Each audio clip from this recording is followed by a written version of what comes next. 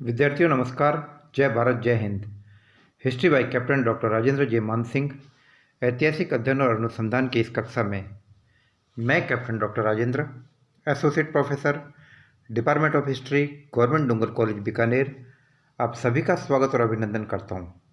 विद्यार्थियों, मेरी आज की कक्षा राजकीय डूंगर महाविद्यालय बीकानेर के बीए पाठ प्रथम के विद्यार्थियों के लिए और विद्यार्थियों अध्ययन विश्लेषण और अनुसंधान की श्रृंखला के अंतर्गत मैं आपसे विवेचन करूंगा आपके द्वितीय प्रश्न पत्र यानी आधुनिक विश्व इतिहास के बारे में। विद्यार्थियों, आधुनिक विश्व इतिहास की एक महत्वपूर्ण घटना के बारे में मैं आज आपसे विचार विमर्श करना चाहूँगा और मैं यह भी चाहूँगा कि मेरे इस व्याख्यान के बाद आप मेरे से इस बारे में व्हाट्सएप के ऊपर बात करें या मेरे यूट्यूब चैनल के ऊपर आपकी कोई जानकारी हो तो उसे कमेंट बॉक्स के अंदर अवश्य डालें। विद्यार्थियों, आज मैं आपसे जिस टॉपिक के बारे में बात कर रहा हूँ वह टॉपिक एक ऐसा टॉपिक है जिसे सांस्कृतिक और धार्मिक यूरोपीय पुनर्जागरण की दृष्टि से एक महत्वपूर्ण कदम कहा जा सकता है।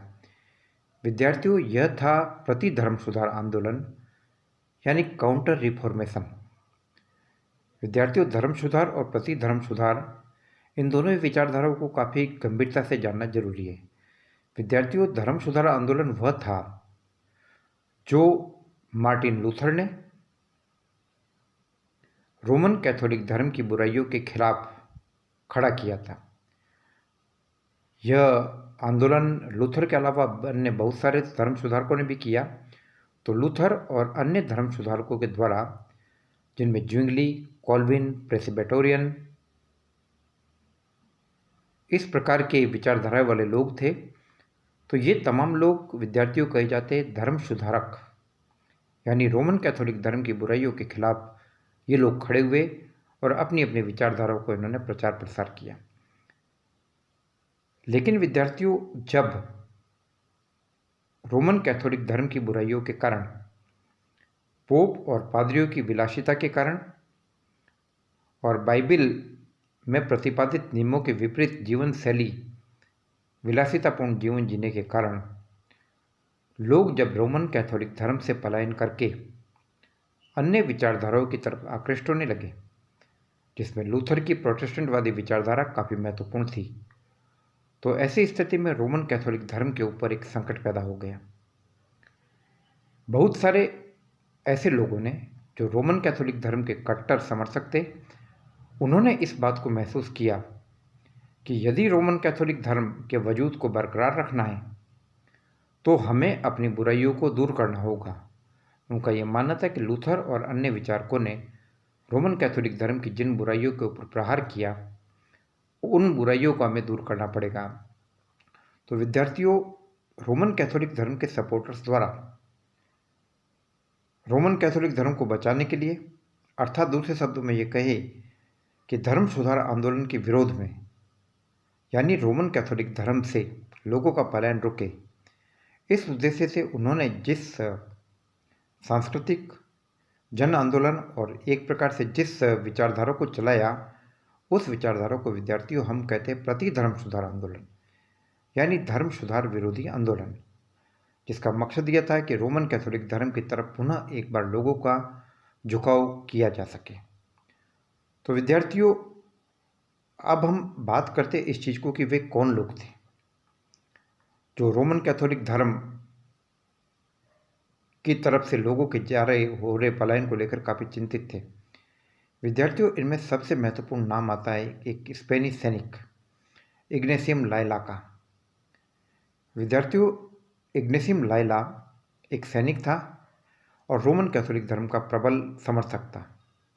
उसने इस बात को काफ़ी गंभीरता के साथ महसूस किया कि यदि रोमन कैथोलिक धर्म की मजबूती को पुनः कायम करना है तो ज़रूरत इस बात की है कि लोग और विशेष रूप से पादरी उन्हीं नियमों के अनुसार जीवन जिए, सादगी भरा जीवन जिए, उचित जीवन जिए जिसका बाइबिल उल्लेख करती है। उसने एक संगठन बनाया। विद्यार्थियों, ये संगठन था जेसुइट संगठन। और विद्यार्थियों, ये एक ऐसा संगठन था जो कि एक प्रकार से पूरी तरीके से सैनिक अनुशासन पर आधारित था। इग्नेशियम लॉयला और उसके जेसुइट संगठन से जुड़े हुए वॉलंटियर्स ने, स्वयंसेवकों ने, कार्यकर्ताओं ने जगह जगह जाकर पादरियों को समझाया कि आपको रोमन कैथोलिक धर्म में प्रतिपादित नियमों के अनुसार सादगी भरा जीवन जीना होगा। पादरियों को विवाह की भी अनुमति दी गई और साथ ही कहा गया कि उन्हें उन तमाम बुराइयों से दूर रहना होगा जो कि रोमन कैथोलिक धर्म में मौजूद थी। इससे न केवल सामान्य पादरियों को बल्कि पोप तक को भी इस बात के लिए बाध्य किया कि यदि जनता के सामने बेहतरीन आदर्श प्रस्तुत करना है तो पोप को भी एक आदर्श के रूप में उभर कर सामने आना पड़ेगा। तो विद्यार्थियों, यह संगठन जो कि इग्नेशियम लॉयला ने कायम किया था, यह एक प्रकार से पूरी तरीके से सैनिक अनुशासन पर टिका हुआ था। जो कोई भी पादरी या जो कोई भी लोग रोमन कैथोलिक धर्म के नियमों का पालन नहीं करते थे, उनको पहले समझाया जाता था और बाद में उन्हें सैनिक न्यायालय के आधार पर सजा दी जाती थी। इंक्विजिशंस नामक सैनिक कोर्ट बनाए गए जो विलासी और व्याभिचारी पादरियों के मामले का निर्णय करते। रोमन कैथोलिक धर्म के खिलाफ काम करने वालों लोगों के खिलाफ ये लोग एक्शन लेते और एक प्रकार से इन्होंने विद्यार्थियों रोमन कैथोलिक धर्म के वजूद को पुनः कायम करने में महत्वपूर्ण भूमिका निभाई। यदि विद्यार्थियों, आज हम दुनिया के अधिकांश देशों के अंदर रोमन कैथोलिक धर्म के लोगों की संख्या देखते हैं, रोमन कैथोलिक धर्मावलंबियों और चर्च के प्रसार और विस्तार की बात अगर हम देखते हैं, तो हमें इस बात को हमेशा ध्यान रखना होगा कि यह प्रयास इग्नेशियम लॉयला और उसके जेसुइट संगठन का और उस जेसुइट संगठन से जुड़े हुए सैकड़ों, हजारों और लाखों की तादाद में स्वयंसेवकों का था, जो मिशनरीज के रूप में दुनिया के अधिकांश हिस्सों में फैले, जिन्होंने न केवल भारत बल्कि पूरे के पूरे यूरोपियन उपनिवेशों में, जिसके अंतर्गत मोरक्को, मेडागास्कर, अफ्रीका के पूरे क्षेत्र शामिल थे, वहाँ के लोगों को रोमन कैथोलिक धर्म से जुड़ने के लिए उन्होंने प्रेरित किया। यद्यपि यह बात अलग है कि जो तरीके उन्होंने अपनाए उनमें प्रलोभन था, लालच था, साथ ही साथ डर भी था और दबाव भी था। लेकिन इसके बावजूद इग्नेशियम लॉयला और जेसुइट संगठन को इस बात का निश्चित रूप से क्रेडिट दिया जा सकता है कि उन्होंने रोमन कैथोलिक धर्म के वजूद के ऊपर आए हुए संकट को पूरी तरीके से खत्म कर दिया। यदि इग्नेशियम लॉयला और उसके सपोर्टर्स इस प्रकार की शक्ति भरे तरीकों का प्रयोग नहीं करते, जनता के सामने बेहतरीन रोमन कैथोलिक धर्म का आदर्शवादी चित्र पेश नहीं करते, तो पूरी संभावना इस बात की थी कि रोमन कैथोलिक धर्म उस आंधी में बह जाता जिसे कि मार्टिन लूथर ने अपनी प्रोटेस्टेंटवादी विचारधारा के तहत प्रारंभ किया था। तो विद्यार्थियों, अभी की कक्षा में मैंने आपसे बात की रोमन कैथोलिक धर्म के प्रभाव को पुनः कायम करने की दृष्टि से यूरोप में प्रारंभ हुए एक महत्वपूर्ण आंदोलन, एक ऐसे महत्वपूर्ण प्रतिक्रियावादी आंदोलन जिसे प्रतिधर्म सुधार आंदोलन कहा जाता है, जिसे इंग्लिश में काउंटर रिफॉर्मेशन कहा जाता है। तो विद्यार्थियों, न केवल आपकी विश्वविद्यालय परीक्षाओं की दृष्टि से बल्कि प्रतियोगी परीक्षाओं की दृष्टि से भी ये काफ़ी महत्वपूर्ण है। आपसे पूछा जा सकता है कि आप बताइए प्रतिधर्म सुधार आंदोलन का क्या अर्थ है। इग्नेशियम लॉयला के ऊपर एक शॉर्ट नोट लिखिए।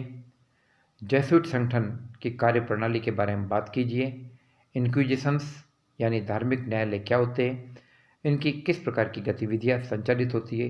तो विद्यार्थियों, इन तमाम बातों को आपको ध्यान में रखकर आपकी विश्वविद्यालय परीक्षाओं और प्रतियोगी परीक्षाओं दोनों की आपको महत्वपूर्ण तैयारी करनी है। विद्यार्थियों, मैं आपको पहले भी कह चुका हूँ कि यह केवल विचारों के आदान प्रदान की केवल एक पक्षीय प्रतिक्रिया नहीं है, एक पक्षीय प्रक्रिया नहीं है, बल्कि मैं चाहता हूँ कि इस प्रक्रिया के तहत आप हर समस्या के बारे में मेरे से बात करें और मैं आपको जो असाइनमेंट्स देता हूँ आप उनको भी पूरी तरीके से फॉलो कीजिए। आगे की कक्षा में विद्यार्थियों, मैं आपसे इसी विश्व इतिहास से जुड़े हुए एक और अन्य महत्वपूर्ण विषय के बारे में बात करूंगा। तो यह मैंने आपको संक्षिप्त में समझाने की कोशिश की कि प्रति धर्म सुधार आंदोलन क्या था। जय भारत, जय हिंद।